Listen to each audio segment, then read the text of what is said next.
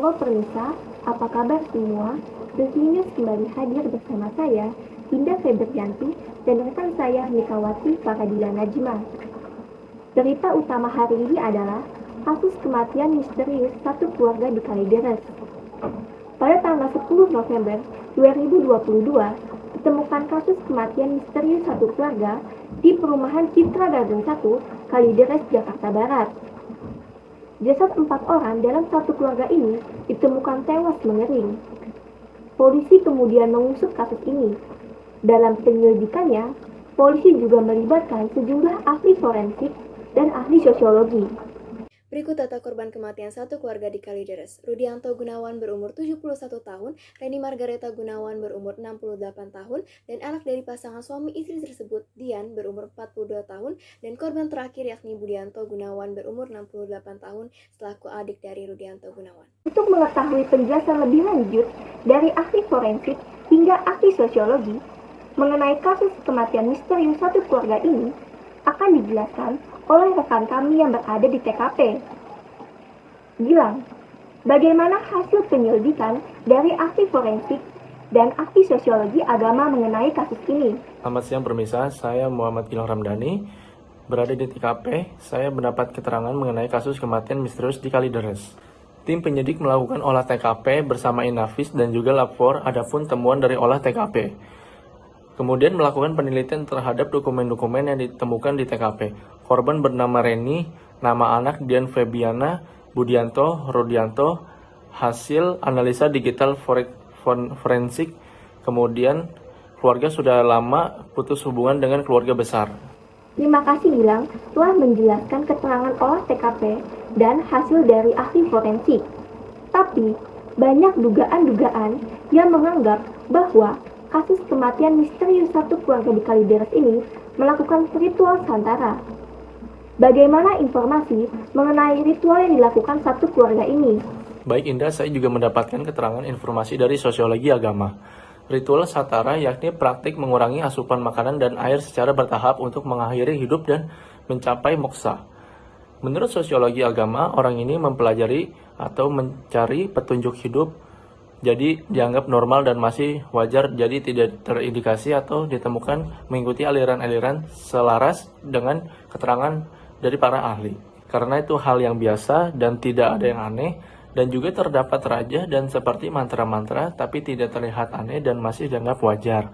Yang menjadi pelajaran adalah hidup bermasyarakat, kurangnya interaksi atau kerukunan dalam bertetangga, karena bisa kita ketahui di kehidupan di Jakarta orang-orang memiliki kesibukan masing-masing yang jadi kurangnya rasa kepedulian.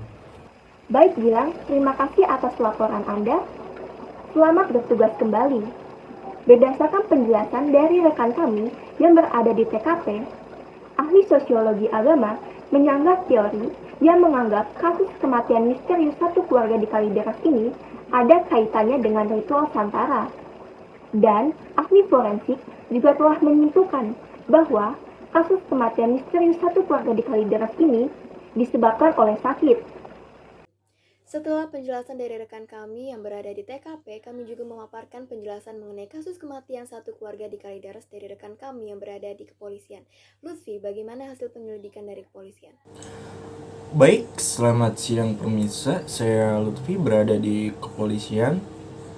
Saya mendapatkan keterangan mengenai kasus kematian satu keluarga di Kalideres, Jakarta Barat. Adapun barang bukti yang disita polisi berupa 2 handphone, buku-buku lintas agama, dan buku cacatan.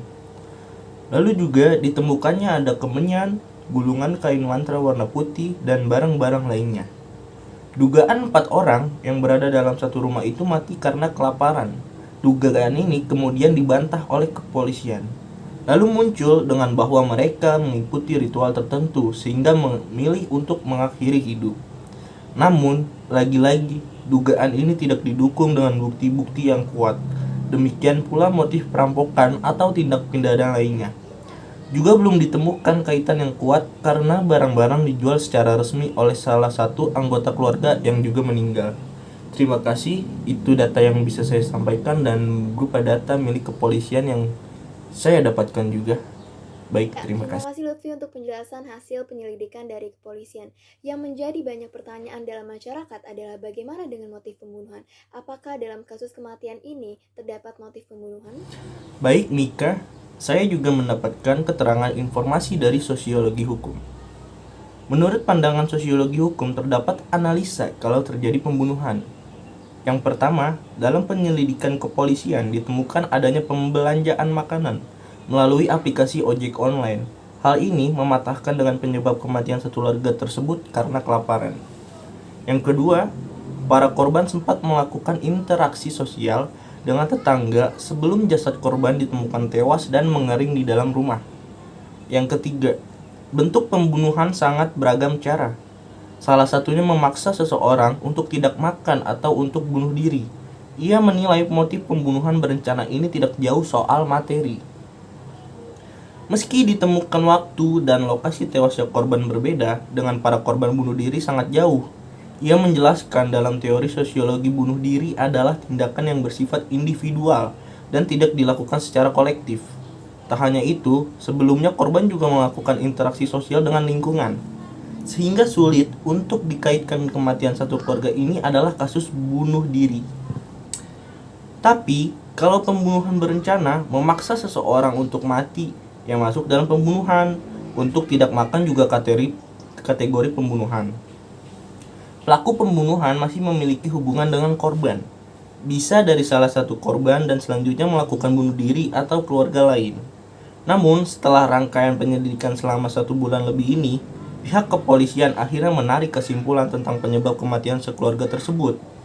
Keluarga Kalideres meninggal secara wajar dan tidak ditemukan pidana dalam kasus tersebut. Terima kasih. Baik Lutfi, terima kasih atas laporan Anda. Selamat bertugas kembali. Berdasarkan penjelasan oleh rekan saya yang berada di kepolisian, sejumlah dugaan bermunculan ihwal motif dan penyebab kematian satu keluarga tersebut. Tetapi, semua dugaan tersebut terbantahkan karena tidak memiliki bukti-bukti yang kuat. Dalam kasus kematian satu keluarga ini tidak ditemukan unsur pidana, dikarenakan korban melakukan interaksi sosial dengan lingkungan, sehingga sulit untuk dikaitkan kematian satu keluarga ini dengan kasus bunuh diri.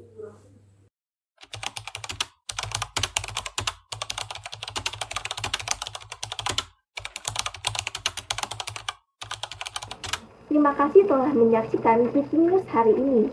Bersama saya Indah Febrianti dan rekan saya Mikawati Farhadila Najma. Liputan Breaking News hari ini saya tutup. Selamat siang dan selamat beraktivitas.